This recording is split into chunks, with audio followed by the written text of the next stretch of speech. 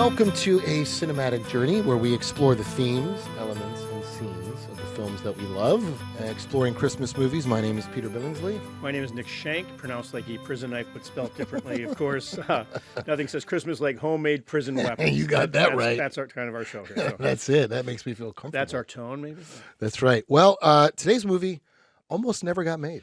It's based on a series of short stories that was taken from dozens of radio shows. A lot of people think the majority of this movie was shot in Cleveland, but no, it was mostly shot in Canada. Good old Canada, where the snow is. This was screened every Christmas at the Playboy Mansion by your friend Hugh Hefner. I'm just kidding. For the bunnies. Hugh loved this movie. Yes, he did, and the bunnies loved it as well, which is fantastic. It has some deleted scenes that sadly are lost forever. This was the first movie to air for 24 straight hours on a TV network. That's and exactly we, of right. course, are talking about A Christmas Story.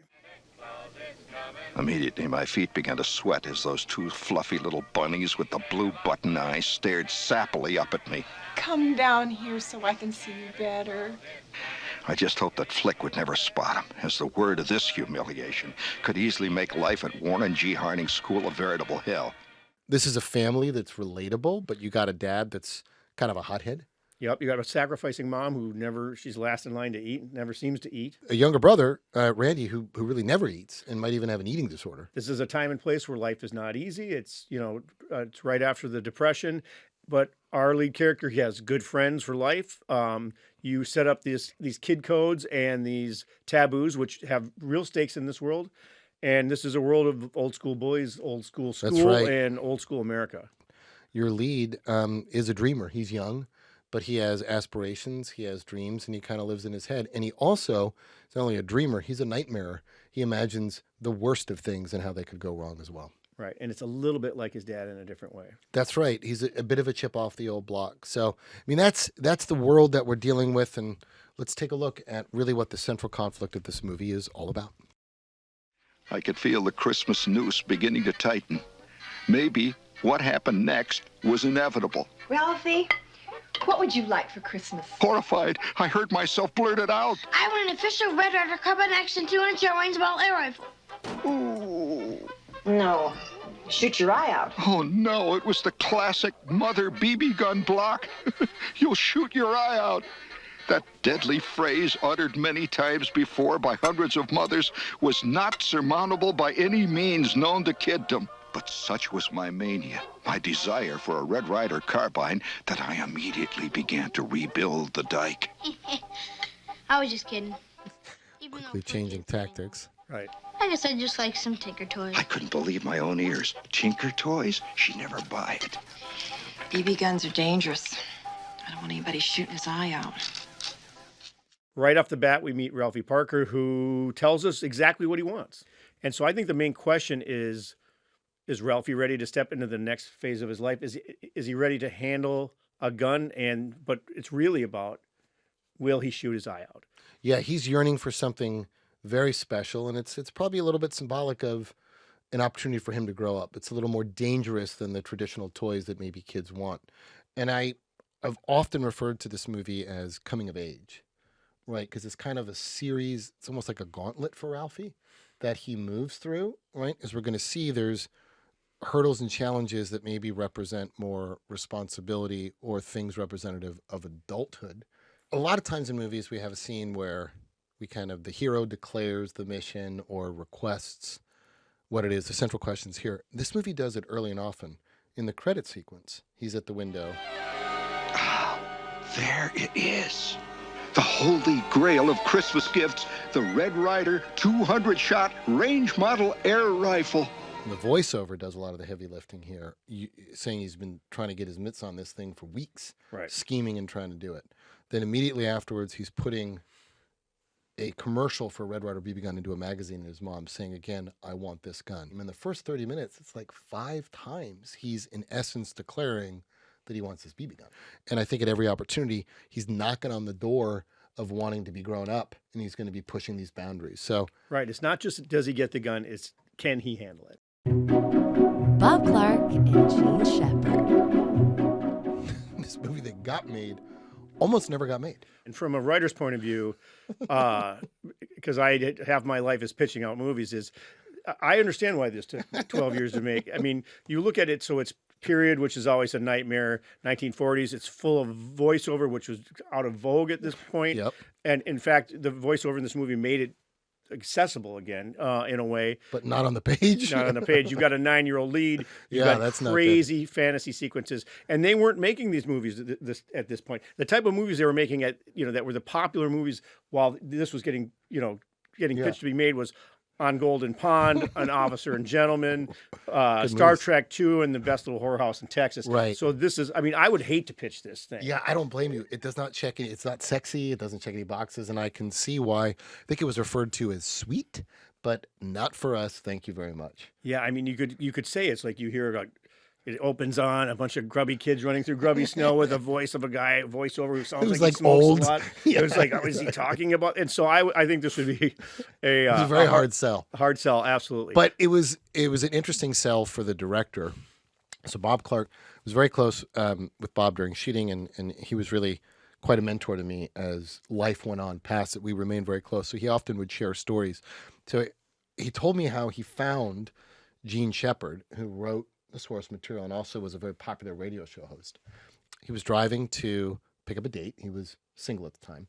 He was flipping the channels on the car radio, and he heard this voice that fans now know is obviously the narrator of the movie, but he had a radio show, and he was telling these stories of growing up in the Midwest as a kid. And Bob was so captivated by this show on the radio. in his car. Yes, in his car driving, that it was time for the date. He started circling the date's house, waiting for the story to end. It kept going and going, and he refused to turn it off. He was 45 minutes late because he stayed through the end of the story. Gene could tell it spin a long yarn. Sure. And he declared in that moment, he said, I'm going to make a movie with this guy. I got to find him and collaborate with him, and I want to make a movie. If that was now, she would have called, and he wouldn't have listened to that thing. He That's would have been in right. trouble, and this movie Would would have have never texted got made. Thank instead. God it was not cell He's like, phones. where is he? Where is he? Where are you doing? And that would have been over. As you said, nobody wanted to make this movie, and it was, I think, only after Bob had some success with Porky's, which a lot of people don't know he directed. Yeah, you told me about this. And so, what was the deal with the devil on Porky's with Bob? I think it was like, he had done that. It had some box office he was going to do. Then the sequel to that, which gave some validity to sort of now his power as a filmmaker. He had to throw his salary in to this movie to get it made, and they didn't give him a lot of money. I mean, it was kind of okay, fine, you've pestered us enough, you can do it. Here's a little bit of money, just get this done so you can do the rest of the movies for us that we want you to do. Right. And so then Bob had control over his movie. So it was like, I'll do your sequel. You let me do my movie, but let me do my movie my way, and I'll come back and make you a bunch of money. And I think, he had also said he was left alone. I mean, they didn't understand the movie. Nobody did. Just Bob and Gene did. I think they knew what they were making, so they were left completely alone.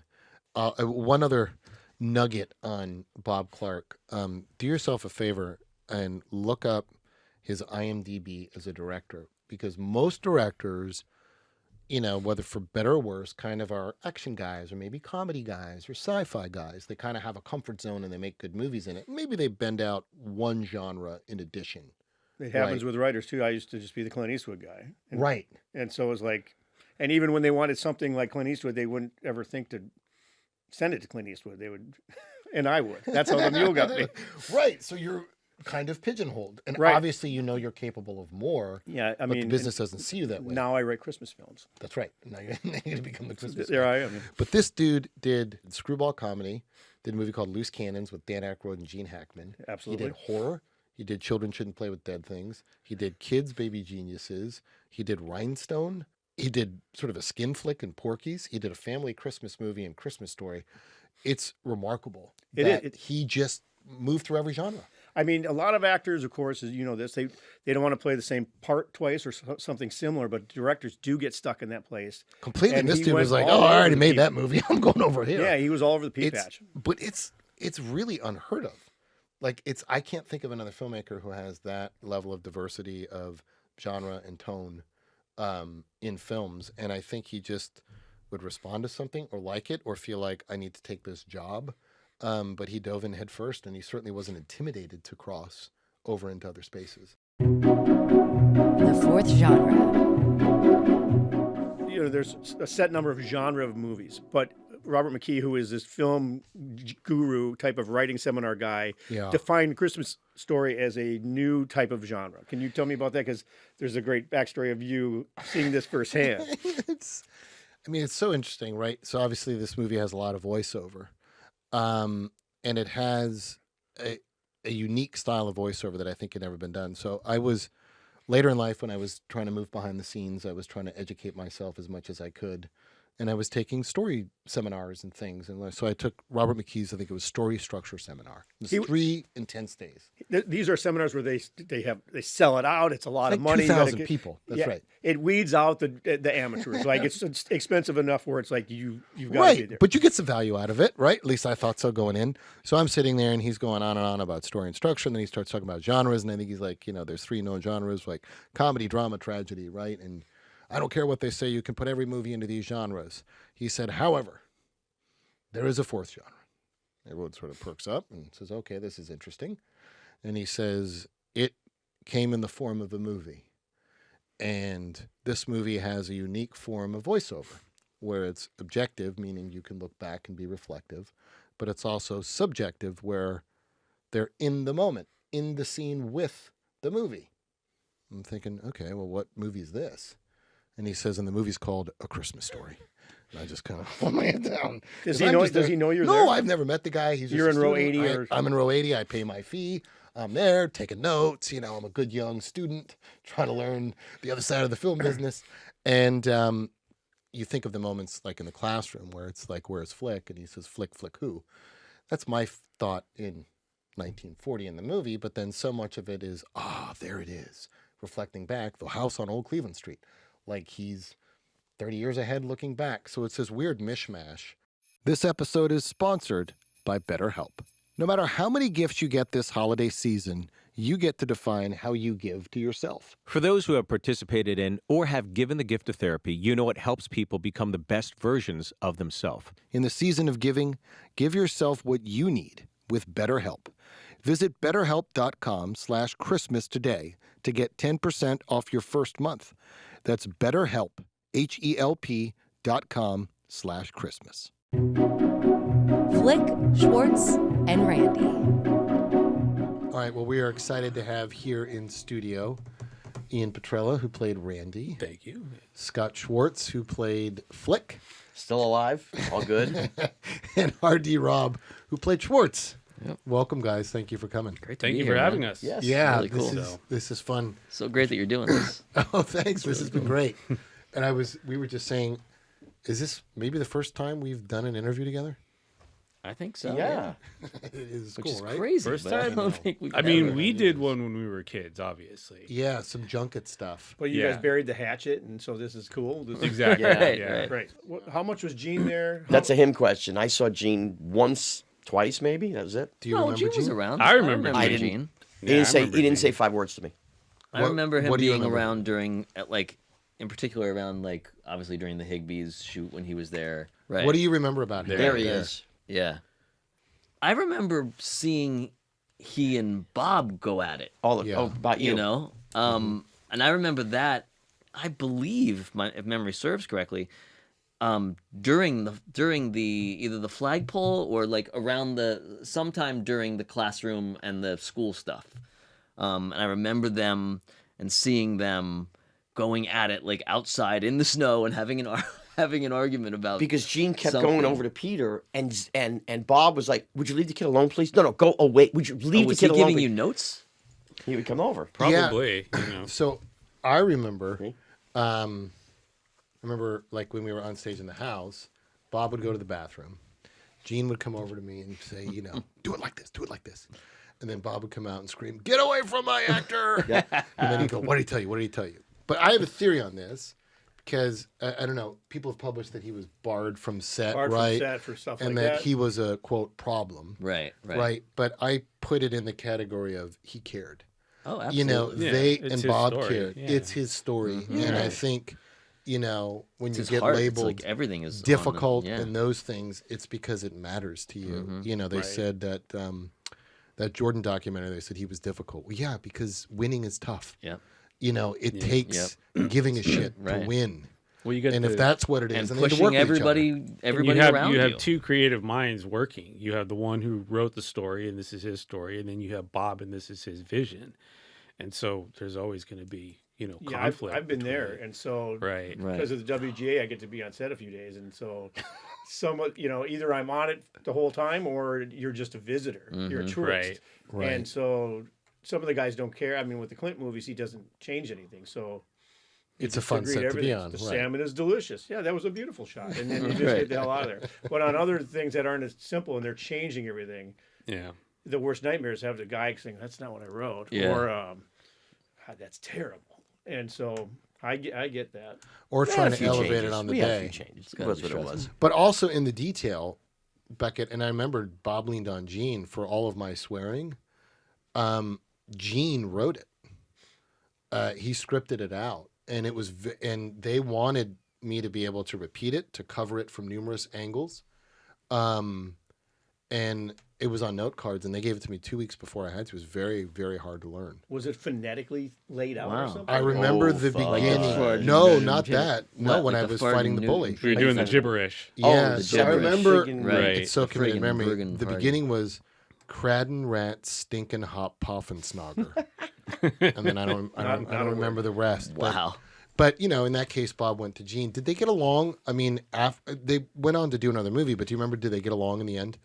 No. I think they did. They actually they Well, parted at the end, ways, yeah. they had After a my After a summer story. Yeah, after my Yeah. summer Oh, story. really? Oh, I don't know. They parted ways, and from what I heard is that Bob retained all the rights as far as the Parkers are concerned from when Ralphie is, young up to I think about like 15, 16. That's right. And then Gene owns Ralphie and the Parkers from when, he went into like the military and that Right. age. That's right. Interesting. There's an interesting separation of the rights. So That is- it's I didn't know just that Bob seems had- weird that I didn't know that Bob that owns Ralphie as a Bob, kid. Yeah, owned those rights. It's like splitting any up the point. family in a weird way. Yeah. Yeah. right. The thing that what I remember, somebody asked Gene to hand him a big pen and said, "Can you describe this for me?" And it was 20 minutes later, and Gene was still describing a big pen. I'll never forget it. It was just off That's camera. how off good the he set. was at just vamping. Yeah, and just like He was a master of literate. the English language. I want to talk about Bob a little bit because I've read you've been posting a little bit. You talked about kids. He let kids be kids. Do you want to talk about that a little bit? Sort of a directing style and how he allowed a camaraderie with us. Yeah, I mean, I felt like he gave us the space, especially the three of us, to like bond. And I remember he kept Zach and Yano away from us. That's right. Because he wanted us to And be scared of he them. right, Right. exactly. Scott And Fark is in Grover. Groverdale. right, Right. Yeah. but he wanted the three of us to have, this friendship since birth. And so he did, he did everything he could and to give us the space to, and he was like, always encouraged us to play and, like hang out, whether it's, throwing, No, we were throwing snowballs balloons and off the water roof of balloons. the, Was it the Stouffer's Hotel? Yes. Yep. It was a high-rise It hotel. was a I mean, high-rise what else did hotel. we play? Ding Dong Ditch in the hotel? Yes. Frogger and Pac-Man, we had it Right. at the deli in down below Higbee's in the subway. Did you play on the slide in Higbee's? No, because I remember, I don't know if you remember, but I was terrified of that. Right. So there's this other bucket of Bob that's kind of cool where he wanted to Yeah. either reveal things for the first time on camera or do things for the first time on camera. You want to talk about the slide? Yeah, I did not like the slide. It was very. How old were you at the time? I was 8. 8. Okay. Did he keep you off it? No, he wanted me to go down it, but as soon as he thought that I would have fun, obviously. Right. But then once he saw that I was terrified of it, that's when he decided we're going to go with that. That's the color that will Right. play. So when I'm coming down the slide and I'm screaming and crying, that's him going, send him down. Cut print. Yeah. But after a while, then he that's would let us great. play on it. I remember that. Right. And then I got used to the slide and I liked it. So I went back to him and I said, "Hey, I'm not scared anymore. Can we do it?" And he's like, "No, we got it." We wanted to. we so- want you terrified. No. Were your parents with you, or how did that work? Your mom was with you. My mom, yeah. Yeah. We didn't work that night. but we came to set that night. Okay, that's And what I we- remember. Yes, Yeah. we 'Cause I came remember to set playing that on it, night, and and I remember everybody playing on saying, it and going Get down off. For yeah. everybody else that as wasn't much as there, I could. the hotel was connected Yeah. to Oh, here. Higbee's. There it is. All Right we there. had to Here, do, we let's just had a watch this walkway. moment. Yeah. Can we? Yeah, let's take Here, a let's look. put on our headphones and Oh, watch great. this. So There's this is Drew. a very real moment that Bob wanted to capture.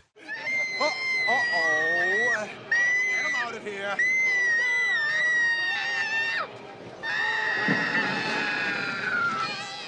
Yeah, that's real. And then watch the tears here. I know. That's amazing. But you got over it like a kid would get over great. it. Oh yeah, Cool. I got Right. over it, but it's Probably after you went down that time, you were like, "Oh, I survived. Okay." yeah. I tried it I again, can do and I was this. like, "Hey, this is kind of fun." But I Right. mean, even as a kid, I mean, I didn't really like roller coasters as a kid, and I think that's what it was, is because that thing it was so steep that you would get that you'd get that feeling in your gut, and that's what I didn't like. Oh, But I there was an loved it, attention to man. detail I couldn't with get that. enough of that Yeah. slide. Do you I was remember- so Loved bummed I wasn't in that scene. And I think to get these reactions, I know he did it in the Chinese restaurant. This reaction from Melinda But I remember that Priceless. day. Yeah. is here. Let's It's amazing. watch Yeah. this, and I think this is sort of in this category of just preserving things that you can't Right. recapture after the first take.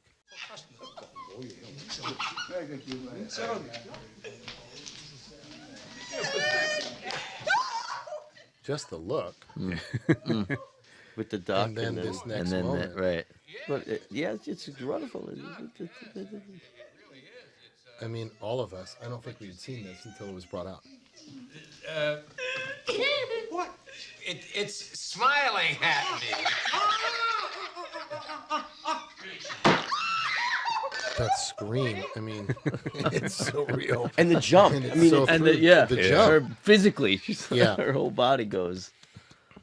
That's great. It's this interesting attention to detail, and we've been talking about on a low budget how you execute these things, right? So one of them is if you're trying to capture these real things in a take, you're doing it for the first time, but also the flagpole scene, which was kind of iconic. I'm sure I've asked you it's all natural. 100 That's times how more Bob than was. me. Yeah, I mean, I'd like to play it and just sort of talk about how this was executed, because again, this just goes in the bucket of we don't have a lot of money, but if you don't believe it, right, and if it You have doesn't to look sell like it. it's real, the scene's yeah. not going to work. Does not Yeah. work. The whole build up to Absolutely. this and the daring, all the front loading of the daring, you've got to sell it, and there's no visual effects to do it. No, right. Yeah, and the rest of the country went, how did they do that? Did Oh, he yeah. really To this Oh, day, take That is one the for the number team one and question. rip off part Yeah. of his tongue? Or did he really have to do it? Right. Were you really stuck? Was it a fake tongue? Yeah. Was it? Oh, was God, it yeah. Exactly. Oh, I because get. it's And so I get those questions about it. You Right. know, how did that happen? How do they do that? Scott, you want to explain how this is executed? So this is actually a real pole, but there's a piece of plastic over it. There's actually the split is right above where the cord is. So that's plastic. Exchange and nuance of phrase in this ritual is very important. Are you kidding? Stick my tongue to that stupid pole, that's dumb. And this is all set up. I mean, all this, right, again, to the point that if you're going to have this heavy setup, Oh, it's got to you pay gotta off. sell it. You got to Oh, sell yeah. it. A double dog dare. What else was left but a triple dare you? And finally, the coup de grace of all dares, the sinister triple really dog dare. I triple dog dare you. So, all right, so explain what's going on here. That's a fake pole. It's a piece of plastic. Yeah. It's cold. Well, go on, smart ass, and do it. It's 20 to So 24 there's below. a hole And it's in the freezing. Hole in the pole. It's just out of frame. It's inside between the fake plastic and it's the real tiny. pole. It was like that. It was like It's the size of your tiny- pinky nail. Yeah. Okay. And so And now- there's the hole, they're and they turn the sucking suction air, on. Yeah.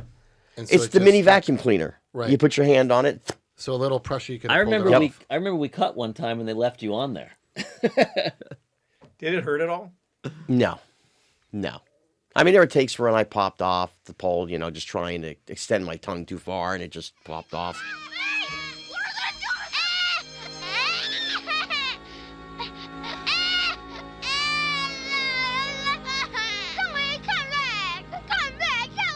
So now, of And course, it goes sideways. this it is the doesn't second really time work. we shot it. Because the first time we shot it, they underdeveloped the film, and we had to go back and do it again, if you remember. I don't remember that. I didn't Yep. remember that. Is that Yep. true? Yeah. Yeah, So there I was did a not negative. This is remember No, back. we were there a couple days longer because we had to go back and do it again. So this is back when we used film. You had to develop it, and if there was an error, you lost Yeah, it. the new lab in Toronto underdeveloped the film, and Bob came to me. He says, "Well, I got good news and bad news. The good news is you're here an extra 3 days, and the bad news is we got to go back and do it again. They underdeveloped the film, dude. And none of it worked? No, it was all the whole thing. Pete, it's the holidays. Yes. What do you think about? You think about food. You and I, we're dudes. We love food. Oh, yes. We love cooking. We love cooking for and with our families. Yes. And we're going to be doing a lot of cooking on our Traeger this holiday season. Yes. In fact, we're going to fire it up, and we're going to do a turkey on the Traeger, and we're going to smoke a pie for dessert. Done. So many great products. They have rubs, they have sauces. At Traeger.com, you can get all of your cooking needs right there in one stop. And I've been using the Wi-Fi connectivity, which means that I can monitor the temperature, the duration of the cook right on the Traeger app on my phone. Right. I don't even have to be at home. So for something like the size of a turkey, I get it on, I get the probes in it, and I just start to watch this thing as it cooks. I don't have to keep opening the lid, doing the push test, second guessing, hoping that it's done. I know exactly to the number what the internal temperature is, and I basically just wait until it's done. They have the pellets. They have different flavored pellets. They That's have different sauces and rubs and everything. It's all encompassing. So whether you're just starting out or you're a seasoned veteran, Traeger has the right grill for you. These grills are available in all different types at Traeger.com, and they have a sale going on right now. They don't do a lot of sales. It's $300 off select grills. Go to Traeger.com, check it out. Screen test. I had read that you guys had auditioned for each other's parts and had and played each other's parts. Just Yes. Yes. You're saying no. You're He saying says yes. he wasn't He at the says screen he wasn't, test. but You he were was at the screen test in Canada because I was reading for Flick. I know. And we did this mix and match. we did a thing. mix and match, 100%. exactly. Were you there? Exactly. I don't. Yeah. I don't really remember. I remember sitting down for a table read, and we all were That's when meeting. we all That's got in when the you had film. the part. Yeah. Right. Yeah, but But that was we after were- the fact. We were, yes. Right, and In you a read for studio. Ralphie. Yes, you were. You were with us. I was in Tucson, Arizona until the 11th of December. Okay, this is a shooting little too Kidco. detailed. So how would you play? When Ralphie? you lie, Wednesday. use there. details. Following Wednesday, which It was 6:44 in the morning. It was a brisk 59, 58 no, degrees. because he's How saying do I'm you at the remember audition. this? I'm like, no, I was in Tucson finishing Kidco on that weekend. On 4 days later, I came home He was a big star already. and was a big I, star. You and me and were the slumming from toy had gig just to come out, gig. and I went to see Bob. You were doing Hershey chocolate commercials, and He was almost offer only. Yeah. Scott was. Yeah, my one movie, right? How would you have played Ralphie had you got that part that you don't remember, but you remember everything else? I did not audition for Ralphie. I know that. I only auditioned. I didn't audition for anything. I went in and I talked You to were Bob just for, straight for offered? 15. No, I talked to Bob for 15 minutes. He's just combing your hair one. He goes, Yeah, I didn't have lunch. All right, babe. You I'll want do it. to go for a let's hot do dog? this. We went downstairs in Manhattan. so Had a good. hot dog Is and a this Pepsi. true? Yes. I hot came back dog and a upstairs. Pepsi. I But came back after upstairs. your hot dog and your Pepsi, He said, "Thanks. It was they- nice to meet you." right, And and, then you then just 2 got a weeks call? later, or a month later, he 5 flew minutes. you to Canada. 5 minutes later, I was at my agent's office, and she said, "What did Oh, you do?" by I the told way, her. you got it. You're like, Yeah, I don't know if I you got want it to do it, already. babe. Of course I did. Oh, Yeah. All Bob How wanted did to you do do was that? hot hot me. dog. No, we were did nothing. definitely- There's we no were way. all in. Okay, so And let I us- thought I was Ralphie. They sent me the script. They never told me I was Flick, so I were- learned all of Ralphie. Then we got to Canada for the read-through.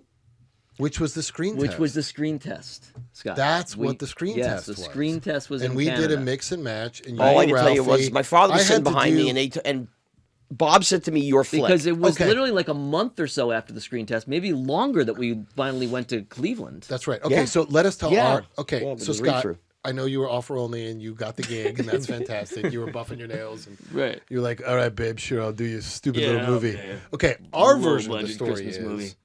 we had to go to Canada for these, and we had all done these by this point. These mixed match chemistry, Yeah. super nerve wracking. They always tell you now if we ask you to leave early, Right. don't It worry, It doesn't mean anything. It doesn't mean anything. And it means Everything. But we know what it means when you're sent home. Where you're like, "Fuck." The first time you're like, "Oh, don't worry, it doesn't mean." And then you Right. get savvy enough. You're like, "I ain't getting that part." But we had to mix and match and do Flick and Schwartz and they just do these Yep. round robins. And so there were they other can get kids the- there. There were a lot of other. There were a kids lot there. of other You're kids exactly there. Right. So we remember this. Maybe we weren't drinking. I'm the oldest one who is not a drinker or a drug addict, and I don't remember any. All I remember was sitting at the read-through, and they went, "Scotty, your flick," and I went, "What?" He remembers putting his feet up in his agent's office. I still want Off road, the babe. Well, I want to know how you would have improved on if you were Ralphie. That's a fair question. sure. I don't think I could have. Oh, come on. Honestly, it would have been different because we have different styles, and Bob would have What would your style have been? not as. Here we go. Here we go. Oh Here boy! it comes. It's your chance. No. Listen, hear it. I believe that everybody is supposed to get a particular role. Okay. Let's stop being polite. How would you have done You it? know, You would have been last. You were about to say it. probably not as good as you did it. Oh no. I would have been different. Mine Right. would have been probably more humorous, and that was not what Bob wanted for Ralphie. That's why I ended up slick. So you're saying I'm not funny? That's what I'm hearing. That's Yeah. what it No, sounds I'm like. not man. saying That's that. what it sounds like. All right, I can't believe you went there. No, I said more. Lasting impact. Can you tell us a little bit about how the original film changed your life? Well, I think that for me, I had only really done theater before that, and Theater. theater. Blame is on Broadway. And, I saw it. It was great. That was after, but but before that, and a small bit part in Blowout, and this was a huge thing for me, and I remember it was like months of callbacks, and it was a long process, but coming out of this, I felt like, oh, I can really do this, and it gave me this bug to want to have a life in this business, and even to the point where I think it was the first time being with Bob and really watching how, at a young age still, but really watching how a film gets made. And I ended up going to film school and directing and producing, and so it kind of informed my life as far as a career in every way. Very cool. Scott? To me, if you would have asked me this question in the beginning of '84, when right after the film had come out, the toy was first because it was Gleason and Pryor, Jackie Gleason, Richard Pryor. Then I did Kidco for 20th Century Fox, which I was the star in. The whole poster was me. Okay, fine. Christmas Story, I got a little role. No name on the poster, no nothing, whatever. And I'm just this thrown-in kind of thing. You're in your agent's office. You're like, whatever. Yeah. Sure. Okay. And it was I'll like, do it. If it fits on the schedule. well, yeah, exactly. So it was like, of the three films, if you would have said which one is going to last, and be the one that's going to be the one, there's no way. This was winning a lottery. That's what this was. This was hitting jackpot. When we did the read through, I asked Bob, "Hey, are you sure about this, the flick guy? Because I'm the lead in this movie. I'm the lead in this." He says, "Oh no, your flick, you're going to be great. Don't worry about the size of the role, but what you make out of it." Good advice. That's what he said. Yeah. Great. Then we do the pole scene, and he gives me almost no direction. I said, "What do you want me to do?" "Do what comes natural. You work with Richard Pryor, for God's sakes. Do whatever comes natural. If I don't like it, I'll tell you." So You use that expression a lot. Just be natural. Yeah. Just be natural. That was it. Just be So all the natural. stuff that I did was all improvised, and everything else, he's like, "Okay, that was good. Give me more." And then, no, you did it right. Okay. And at the end of the day, all of us become, like I said, icons. You're on a Monopoly board and a lunchbox and action figures and all this crap, and we're in the Library of Congress.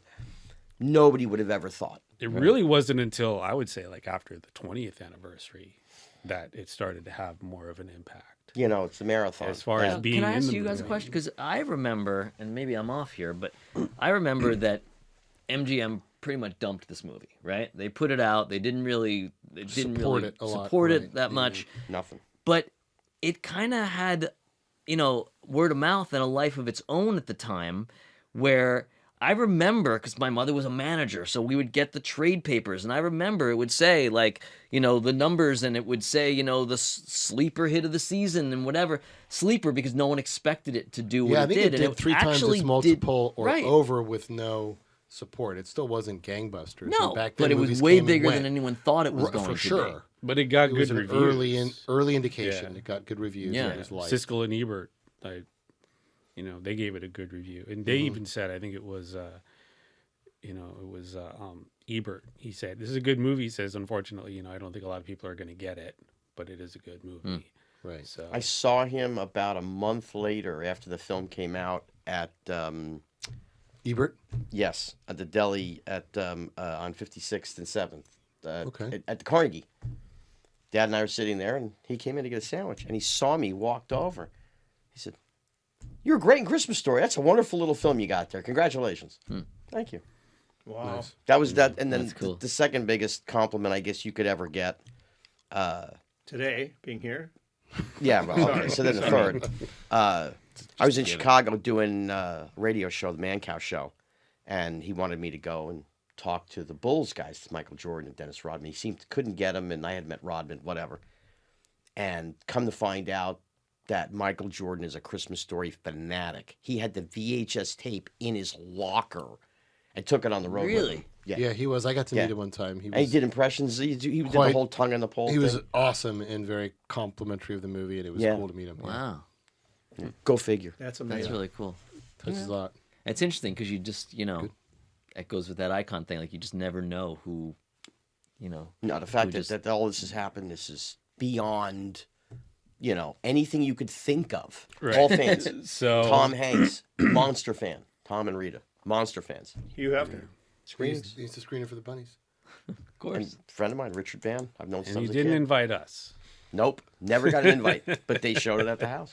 Yeah. And then, so I guess lastly, in addition to what we just said, is like, how does this continue to affect your lives? I know you've touched on it, but Well, we're coming up on the 40th, and I think that's going to be a Yeah. big thing. And, I think Peter's joining us for a few events next year.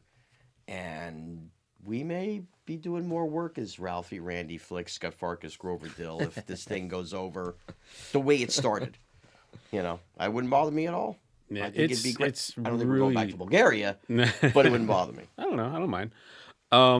It's the whole, not even just being a movie, but now what it is just kind of blown up into so it's just mushroomed, into this whole new experience, because now it's not just a movie. I mean, it's a marathon. It's, a tradition. It's, trying to balance it out. Well, There's we're part of people's lives now. Right. We've now become we're like the cousins that they never get to see, but then we're on TV and they invite us over for dinners. Scotty, what are you doing Thanksgiving? What are you doing for Christmas? Hey, you want to come over with the family? Dude, I met you once at a show. You want to invite me over? Oh no, my mother loves you. And Oh yeah, I would It's get insane. invited over to people's houses for Christmas all the time. Especially when I was, in Cleveland, I didn't have any family. People would always say, "Oh, you're more than welcome to come to my house." I'm like, no. Nobody invited me. I don't know your last name. Yeah, I'm not. No, I know what's gonna happen. it's mom, dad, really aunts, interesting. uncles, cousins, brothers, sisters, the whole thing. You just become an extension because you were there all day. Yeah. You know? Or 24 hour, they yeah.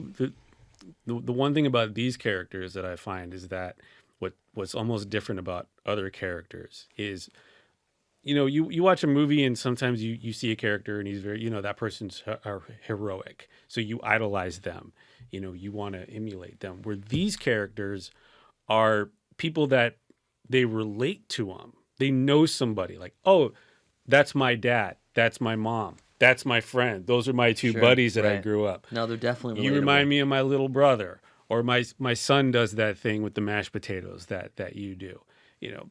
So we relate to them as opposed to they look up to us, and Right. that's one of the They things. feel like it's, Yeah. it's you. Well, guys, I can't thank you enough for coming in and talking about this. Yeah, no problem. Very cool for me This is great. to sit and deep This dive is just the tip into of the this. iceberg that we all talked about I- too. Hours. I know, but it's very cool to get a chance to be together. Yeah, So it's thank great. you guys for coming on the show. Thank you, and thank you for the gift of this, this new film. If you're running a small business, especially around the holidays, you know things can get very stressful. New customers and new heights means new problems every single day. And as your business grows and your company expands, the simple tasks you used to do in a day are now taking weeks to complete. Well, this is you. You should know these three numbers: 36,000, 25, 1. 36,000, that's the number of businesses which have upgraded to NetSuite by Oracle. NetSuite is the #1 cloud financial system, streamlining accounting, financial management, inventory, HR, and more. 25. NetSuite turns 25 this year. That's 25 years of helping businesses do more with less, close their books in days, not weeks, and drive down costs. 1. Because your business is one of a kind, so you get a customized solution for all your key performance indicators in one efficient system with one source of truth. Manage risk, get reliable forecasts, and improve margins. Everything you need, all in one place with NetSuite. Right now, download NetSuite's popular KPI checklist designed to give you consistently excellent performance. Absolutely free at netsuite.com/Christmas. That's netsuite.com/Christmas to get your own KPI checklist. netsuite.com/Christmas. Capturing the era. I'll tell you a funny story about selling the period, like 1940s. I was flying somewhere, and a flight attendant came up to me and said, "Oh boy, you really look like someone from you look like Ralphie from A Christmas Story." And I said, "Oh," and she said, "But you couldn't be because that movie was shot in 1940."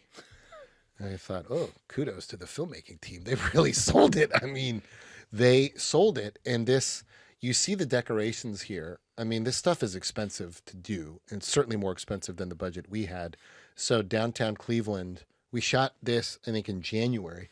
They kept the decorations up for us, which is really cool. Yeah, they rolled out City the red did. carpet, right? Yeah, and then look at the amount of The vehicles. of old cars, and you know this from like the transportation budget. You know, each one of these cars would be a line item in the budget if you requested it. And they would Absolutely. be astronomical because the transportation department would have to source it from somewhere. So what do you do when you can't afford cars? Bob called local car clubs. So these cool, like old school car clubs where Right. people meet, and he said, "Bring your car out. We're filming this night. We'll get it in the movie. Hang out." And so throngs of these cars showed up. Do you know so genius. Do you know what's funny about that is that's what, and they had a good budget, but that's what Clint Eastwood did on The Mule. Really? Because when they were at the drug dealer's mansion, Right. and there's Lamborghinis and this and that and all that, he just called the local car guys, and they could hardly wait to have their car in a movie. That's the point. And then they right? all got a picture with Clint. He didn't promise them that, but he was like, "Hey, you know," Right, and so absolutely. their movies their cars in a movie forever. Coming of age. Let's talk about this sort of idea of coming of age for Ralphie, because I think there's a lot of moments in this movie that maybe aren't directly related to the gun, right, specifically, but they're part of these Part of the journey to steps of seeing coming of ready to age. take- yeah. Right. And him getting slightly different phases of life, getting older. And so the first thing we're going to talk about is swearing. He said the mother of all curse words. Yep. The queen mother of dirty words. The F word. What did you say? You know, we get the sense is the first time he said that. The dad rats him out. We have a picture of him with the soap in his mouth, which, by the way, was wax. A lot of people have asked me, was that really soap? It was a bar of wax. Again, just this sort of intelligent use of how do you create things on a small budget that makes sense. But here's what I think is really interesting. You want to watch it first? Yeah, let's And then do, break take a down? look. Okay, let's Absolutely. take a look at the bully scene with Ralphie. What, are you gonna cry now? Come on, cry, baby, cry for me. Come on, cry.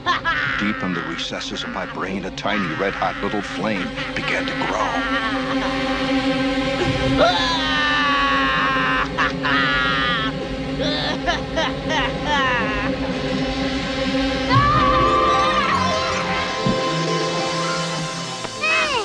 Something had happened. A fuse blew, and I had gone out of my skull.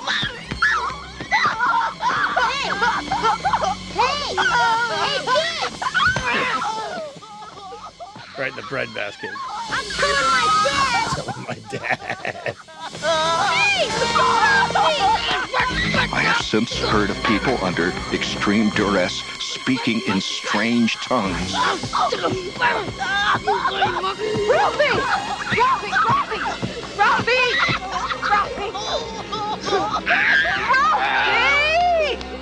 Ralphie! Ralphie!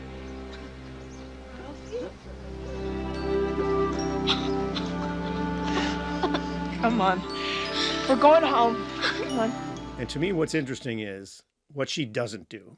Mm-hmm. She never once looks at Scott. She only looks at you. And I think things have changed. Like if this happened now, Scott's full of blood. She never looks at him. If it was now, she'd get him a juice box. They'd get the therapist in here. Let's all talk about this. Because I'll tell people this. Like she never looks at him. And when someone will call me like a week later and go, she never looked at him. You're right. Because I think that's so interesting. Well, she cares about her kid. Yeah, and it's just whatever. Kids beat each other up. It's That's not right. a big deal. And this is another kind of coming of age gauntlet. Up until this moment, he's run, cowered, hid.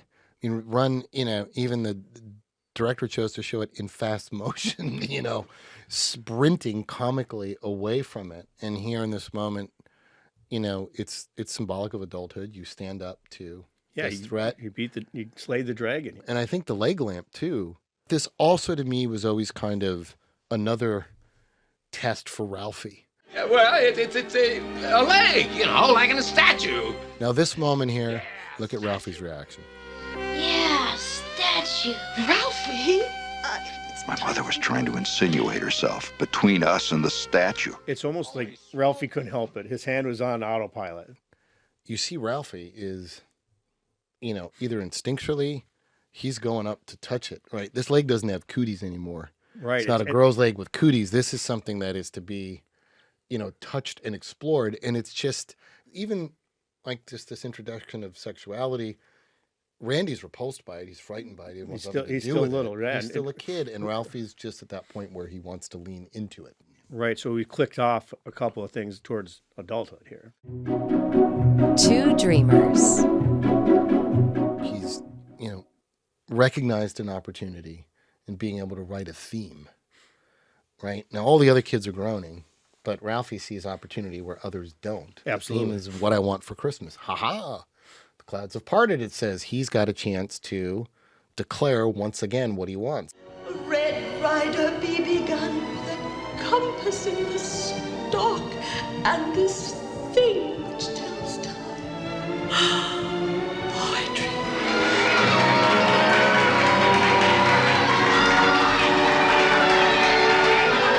Now, the old man, who is very similar to Ralphie, I think, in the sense that he has that dreamer-like quality too. Absolutely. And so his version is just a little bit more adult. He's a grown-up person, but he still has that kind of that he's looking for something a little bit. Yeah.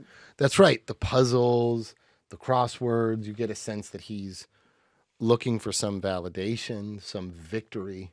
Right. Maybe he had a dream that didn't work out and there's still a little thread, there's still a little life in that.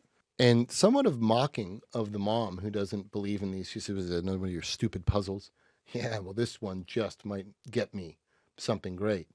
He wins. And he wins a prize. He doesn't know what it is. I won! I made your prize, I won! Look at that! Look at a Western Union telegram. Tonight is coming tonight. Hot damn the night. It's a major award. It's a major award. And to him, it's huge. That's a big win. And I love that he calls it that, because I think that's how he sees it. He says, hey, I did it. I did something. This is a major award. He doesn't give a shit what it is. Right. It's symbolic, it could have right? been It doesn't matter what. He's going to love it because it's representative of he did something. He achieved something outside of his daily grind. The snap of a few sparks, a quick whiff of ozone, and the lamp blazed forth in unparalleled glory. Oh, look at that! Will you look at that? Isn't that glorious? It's indescribably beautiful. It reminds me of the 4th of July. Turn off all the lights. I want to see what it looks like from the street. Lost forever. So I know we've talked sometimes about audience testing on this podcast, where you present the movie to audiences, recruited audiences, you pass out cards, you get feedback, and this can be very helpful to filmmakers. It can give indications of how audiences are feeling about specific things, characters, elements of the movies. You can push back against the studios who might want to, which we have touched on before. That's right. Because when people are laughing and really enjoying something, that just shuts down that note. That's right. And I think if you know how to really read the tea leaves with this stuff, it can be enormously helpful. It's certainly been very helpful to us over the years. A lot of movies that we've worked on and done.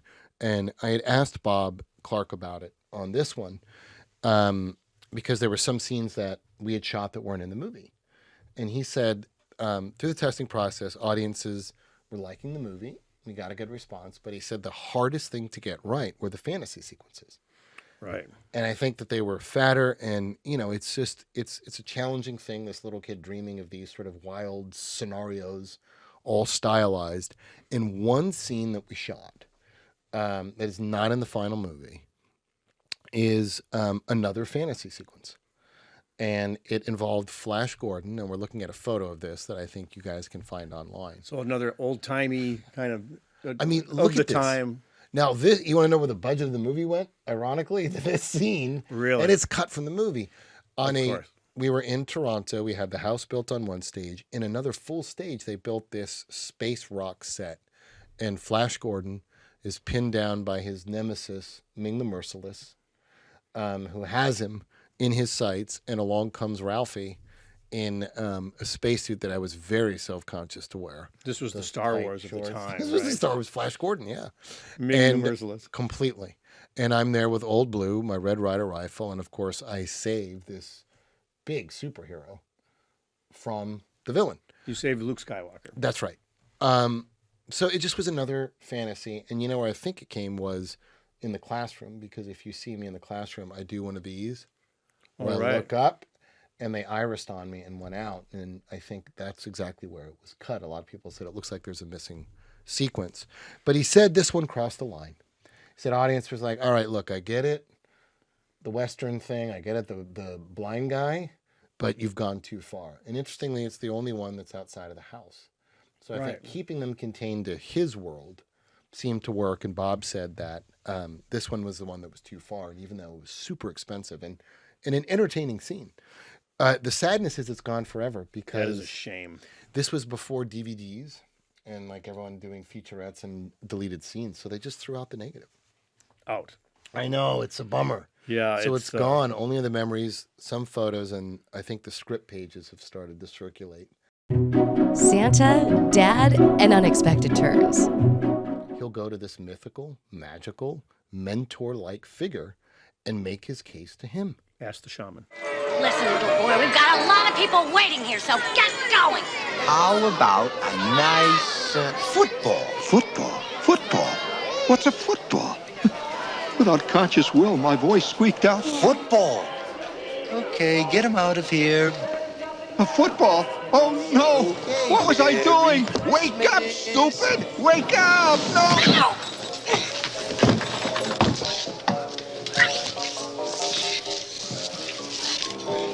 No, I want an officer red undercover knife and 200 jet rifle. You'll shoot your eye out, kid. Merry Christmas.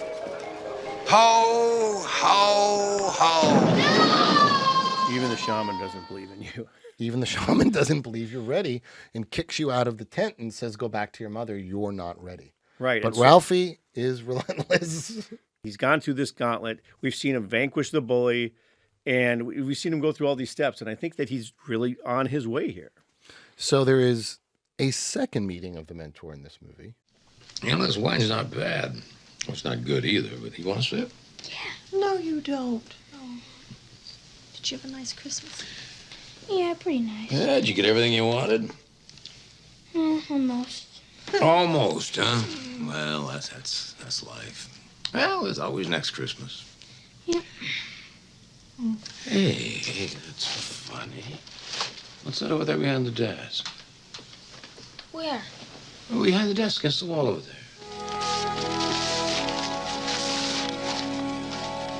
What? Do you know how to load it? Yeah. Yeah? I tried. Oh, it was beautiful. I could hardly wait to try it out. Can I try it out, Ma? Can I? Okay, but outside. Oh, I still say those things are dangerous. And out he goes. So, and I think I say it's a second mentor in that it's his dad. He's similarly a dreamer, and he's, he's guiding, right? He's not doing it for him. Right. He says, do you know how to do it? Okay, careful. He's watching, he's observing, he's nudging, he's gently guiding. It's really interesting because Ralphie's gone to a place where he's not whining, complaining anymore. Do you think if Ralphie was complaining about things, his dad would have let him find that gun? Yeah, well, I mean, maybe it is the final test, right? I mean, moments before he says, do you want some wine? Right. Ralphie says yes. I guess another box checked on the journey of, he says he's basically ready. He's ready to start boozing. So he's ready. Yeah, he's ready to move into adulthood. Who stops him? The mom. Not yet. And maybe that is too far, but it's another reach towards adulthood. And the dad says, are you okay with not getting everything you wanted? And he kind of says, yeah. And he's sort of resigned. And then the dad makes a decision to activate it in that moment. So maybe it is a final test. Yeah, he rewards him here, I think, in that moment. And I do think he was testing him perhaps that whole time. And also, the old man is the only one. Ralphie did not ask for the BB gun. The end's in sight. Where is it? Some people would say, all right, well, he said at the beginning of the movie, I want a BB gun for Christmas. It's Christmas Day, and he got a BB gun. End of the movie, right? Roll credits, swing the music. Here we go. Yep. Maybe it is end of conflict, or maybe it's not. Maybe it's not. Okay, Black Bart. Now you get yours.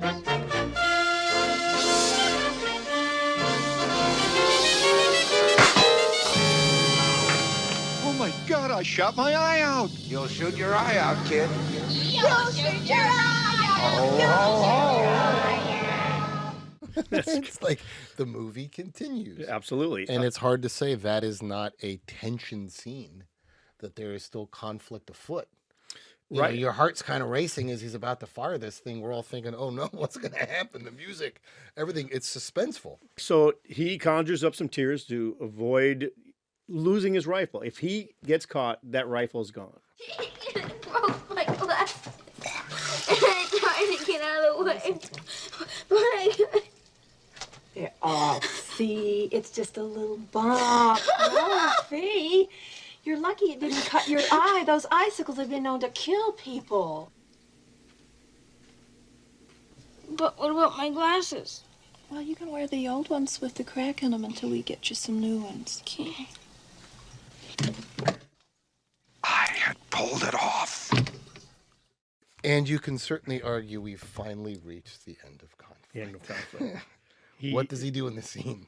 He learns how to keep that gun. It's like he's not going to lose it. And the other thing about that is, until you cut yourself with your Swiss Army knife once, you're not going to do it again. And so he's not going to screw up again. He's going to be careful about this. He's not going to lose. He's not going to jeopardize that gun. But interestingly, in this movie, there is more tension to come.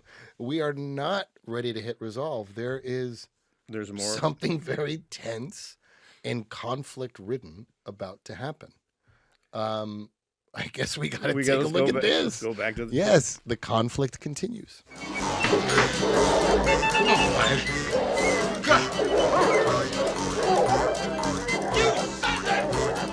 The heavenly aroma still hung heavy in the house, but it was gone, all gone. No turkey sandwiches, no turkey salad, no turkey gravy, turkey hash, turkey a la king, or gallons of turkey soup. Gone, all gone. Everybody upstairs, get dressed. We are going out to eat. Finally, things are done. The conflict is over in this movie. Everything that goes wrong is a challenge to him. And so I will take this and turn this around. And that's what's so great about him. It's something that a quality that we tried to draw off of for Ralphie in the sequel, and something that Darren played so well and is such a great quality of him. I mean, talk about the worst thing that could happen. I mean, literally dogs come and eat your dinner. Right, and this is all he wanted, really. This is all he wanted was tracking. There's also not a family that's wealthy. Yeah. But he knows it's Christmas, and takes them out to dinner, and they dress up in their best. He's going to And fix they this go problem. out, and finally, as we get into that Chinese restaurant, we start moving into even a shift in the voiceover that they made lemonade out of lemons. Yep. They called it Chinese turkey. Yep. Resolution. Ooh, is that beautiful? Oh. Finally, there's resolution, and it's harmony, it's peace. The parents are at peace in front of the tree as the snow just drops out perfectly. They've buried the hatchet. You have, somewhat of the Christmas miracle, and there is a calmness in the house unlike we've ever seen.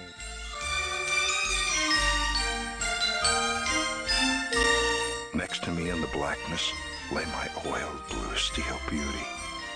The greatest Christmas gift I had ever received or would ever receive. As my good buddy Vince would say, this movie's an anteater in that it's kind of unique on its own. And there are people that have discussed this movie and debated it.